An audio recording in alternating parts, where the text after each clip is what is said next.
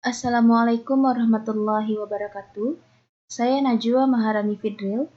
Saya akan menjelaskan tentang merger, akuisisi, konsolidasi, dan separasi. Adapun merger itu adalah penggabungan dua perusahaan menjadi satu, di mana perusahaan yang memerger mengambil atau membeli semua aset dan liabilitas perusahaan yang dimerger memiliki paling tidak perusahaan yang memiliki saham sekurang-kurangnya 50% dan perusahaan yang dimerger berhenti beroperasi dan pemegang sahamnya menerima sejumlah uang tunai atau saham di perusahaan yang baru. Selanjutnya tujuan merger yaitu yang pertama pertumbuhan atau diversifikasi, meningkatkan dana, menciptakan sinergi, pertimbangan pajak, meningkatkan keterampilan, melindungi diri dari pengambilan, dan meningkatkan likuiditas pemilik. Adapun ciri-ciri merger yaitu ada perusahaan yang menggabungkan diri dan ada perusahaan yang menggabungkan diri. Selanjutnya, perusahaan yang menerima penggabungan tetap berjalan, sedangkan perusahaan yang menggabungkan diri bubar demi hukum tanpa likuidasi. Yang ketiga, rancangan merger dan konsep akta merger harus disetujui RUPS. Yang keempat, konsep akta merger yang telah disetujui RUPS dituangkan dalam akta merger yang dibuat di hadapan notaris dalam bahasa Indonesia. Yang kelima, merger ada yang diikuti dengan perubahan AD dan ada yang tidak diikuti dengan perubahan AD. Kelebihan dan kekurangan merger. Kelebihan merger, pengambil alihan melalui merger lebih sederhana dan lebih murah dibandingkan pengambil alihan yang lain.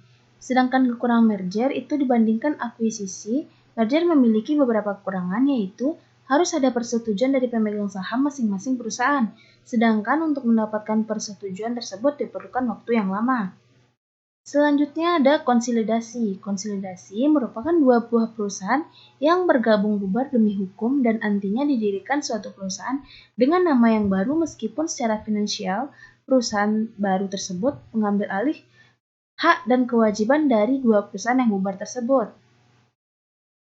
Adapun ciri-ciri konsolidasi yaitu yang pertama ada dua atau lebih perusahaan yang melebur diri untuk membentuk perusahaan baru. Yang kedua, perusahaan yang meleburkan diri bubar demi hukum tanpa likuidasi. Yang ketiga, perusahaan baru hasil peleburan harus mendapatkan status badan hukum dari Menkumham. Yang keempat, rancangan konsolidasi dan konsep akta konsolidasi wajib disetujui RUPS dituangkan dalam akta konsolidasi yang dibuat di hadapan notaris dalam bahasa Indonesia. Yang kelima, salinan akta konsolidasi dilampirkan pada pengajuan permohonan untuk mendapatkan keputusan Menkumham mengenai pengesahan badan hukum perseroan hasil peleburan. Yang terakhir itu ada aktiva dan pasiva perusahaan yang meleburkan diri demi hukum akan beralih ke dalam perusahaan baru hasil konsolidasi berdasarkan titel hukum. Selanjutnya akuisisi yaitu merupakan pengambilan alihan atau takeover sebuah perusahaan dengan membeli saham atau aset perusahaan tersebut, perusahaan yang dibeli tetap ada. Ciri-ciri akuisisi yaitu yang pertama ada perusahaan yang mengambil alih perusahaan pengakuisisian dan ada perusahaan yang diambil alih. Perusahaan target. Yang kedua ada akuisisi bisa dilakukan terhadap saham atau aset milik perusahaan target. Yang ketiga, akuisisi saham hanya dapat dilakukan terhadap perusahaan perseorangan, UD dan PD, persekutuan CV dan firma. Selanjutnya, pihak pengakuisisi berbentuk perseroan terbatas sebelum melakukan akuisisi harus lebih dahulu mendapat persetujuan dari RUPS perusahaan pengakuisisi. Akuisisi saham berbeda dengan pembelian saham biasa karena dalam akuisisi saham, jumlah saham yang dibeli relatif banyak sehingga dapat mengubah posisi pemegang saham. Selanjutnya ada kelebihan dan kekurangan akuisisi. Adapun kelebihannya yang pertama akuisisi saham tidak memerlukan rapat pemegang saham dan surat pemegang saham sehingga jika pemegang saham tidak memerlukan rapat pemegang saham. Yang kedua dalam akuisisi saham ini, perusahaan yang membeli dapat berurusan langsung dengan pemegang saham. Yang ketiga, karena tidak memerlukan persetujuan manajemen dan komisaris perusahaan, akuisisi saham ini dapat digunakan untuk pengambilan perusahaan yang tidak bersahabat. Adapun kekurangannya yang pertama, jika cukup banyak pemegang saham minoritas yang tidak menyetujui pengambilan tersebut, maka akuisisi akan batal. Yang kedua, apabila perusahaan yang mengambil alih seluruh saham yang diberi maka terjadinya merger.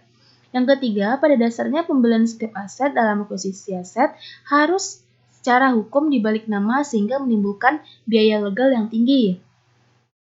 Adapun separasi, yaitu separasi karyawan, terjadi ketika karyawan atau organisasi memutuskan untuk saling mengakhiri hubungan kerja. Selanjutnya, pemutusan hubungan yang terlalu sering bisa menyebabkan tingginya tingkat perputaran tenaga kerja. Dan besarnya biaya tergantung kepada keputusan organisasi apakah mengisi kembali atau mengimanisi jabatan kosong. Selanjutnya, biaya-biaya yang terkait dengan masalah separasi. Yang pertama, biaya rekrutmen, biaya seleksi, biaya pelatihan, dan biaya separasi. Adapun manfaat separasi yaitu yang pertama, mengurangi biaya tenaga kerja, terutama jika organisasi memutuskan untuk tidak mengisi kembali jabatan. Yang kedua, kesempatan mengganti karyawan yang kinerja jelek.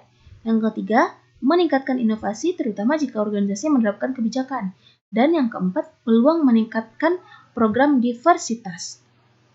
Terima kasih. Wassalamualaikum warahmatullahi wabarakatuh.